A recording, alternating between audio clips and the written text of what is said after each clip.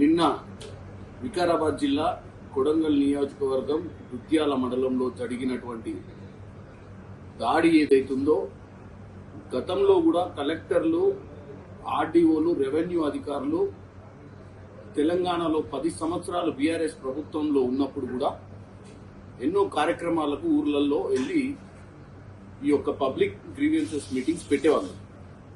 కానీ నిన్న జరిగినటువంటి ఇన్సిడెంట్ చాలా దారుణం. ప్రజాస్వామ్యంలో ఒక బ్యూరోక్రాట్ అంటే అడ్మినిస్ట్రేటివ్గా ఉన్నటువంటి ఒక కలెక్టర్ స్థాయి అధికారినే అటాక్ చేయడం అనేది మనము డెఫినెట్గా ఈ ప్రజాస్వామ్యం ఎటుపోతుందని ఆలోచించాలి. 10 ఏళ్ల పాలన పోయిన తర్వాత బీఆర్ఎస్కి ఏ విధంగానైనా కాంగ్రెస్ ప్రభుత్వం చేస్తున్నటువంటి మంచి పనులను అడ్డుకోవాలని ప్రయత్నం క్లియర్గా కనపడుతుంది. ఫార్మా సిటీ కోసం అని చెప్పి, అంటే ఫార్మా కంపెనీలు ఏర్పాటు కోసం అని చెప్పి అక్కడ పబ్లిక్ గ్రీవియన్సెస్ ని ఏర్పాటు చేసి పబ్లిక్ ఒపీనియన్ తీసుకునే ప్రయత్నం చేస్తున్న సమయంలో ఏదన్నుంటే చర్చ చేయాలి. కానీ నిన్న మనం చూసినట్టయితే ఆ యొక్క దాడిని ప్రోత్సహించిన వారందరూ కూడా బీఆర్ఎస్ కార్యకర్తలుగా మనం నిన్న గమనించినాం.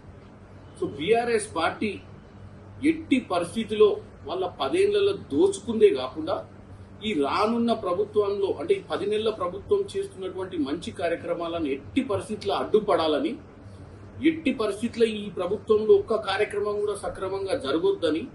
ఎందుకంటే గతంలో ఎన్నో ప్రభుత్వాలు ఒక తెలంగాణనే కాకుండా భారతదేశ వ్యాప్తంగా కూడా అన్ని ప్రభుత్వాలు కూడా ఇండస్ట్రీలను తీసుకురావడానికి కానీ భూసేకరణ చేయడానికి కానీ ఇలాంటి కార్యక్రమాలు చేపట్టినప్పుడు ఇటువంటి పరిస్థితులు ఎప్పుడు ఎదుర్కొనలే. మరి ఈరోజు ఇటువంటి పరిస్థితి ఎదుర్కొనాల్సిన పరిస్థితి వచ్చింది అంటే దీని వెనక కుట్ర ఉంది.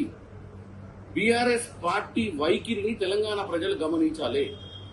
ముఖ్యమంత్రి సొంత నియోజకవర్గంలో ఇటువంటి కార్యక్రమాన్ని చేసి ఏం మెసేజ్ పంపించాలని చూస్తున్నారో మీరు అందరూ తెలుసుకోవాలి.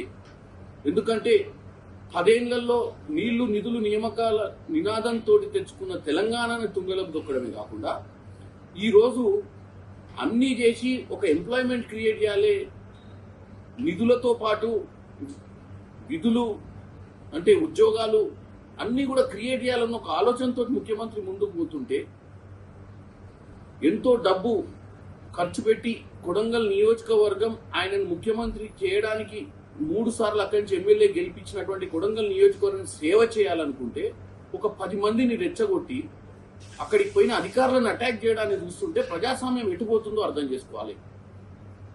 కేటీఆర్ పోయి ఢిల్లీలో కూర్చొని ప్రకంపనలు సృష్టిస్తున్నా అని చెప్పి పిచ్చి మాటలు మాట్లాడుతూ ఇక్కడ కార్యకర్తలను రెచ్చగొట్టి ఇక్కడ కార్యక్రమాలు ఆపే ప్రయత్నం చేస్తూ ఏం చేద్దాం అనుకుంటారు. డెఫినెట్ గా వీళ్ళ మీద యాక్షన్ తీసుకుంటాం. ఇటువంటి కార్యక్రమాలు ముందు ఎక్కడ చేసినా కానీ ప్రజలు కూడా ఇటువంటి చర్యలు తీసుకునే వాళ్ళ మీద మీరు కూడా నిఘా ఉంచాలి.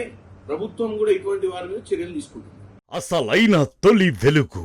ఫాలో వాట్సాప్ @తొలి వెలుగు అఫీషియల్.